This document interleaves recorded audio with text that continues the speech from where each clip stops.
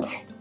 Actually guys, I love cooking, and yeah, my man is going to be really lucky. He is lucky. Yeah, he is.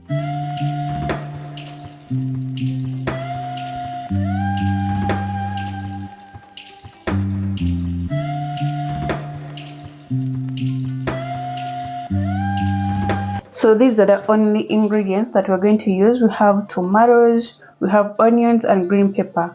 We have you can put whatever you want, but this is how I want it because I'm cramping and I don't want to use a lot of things, if you know what I mean. So these are tomatoes, onions, green pepper, garlic, and cinnamon.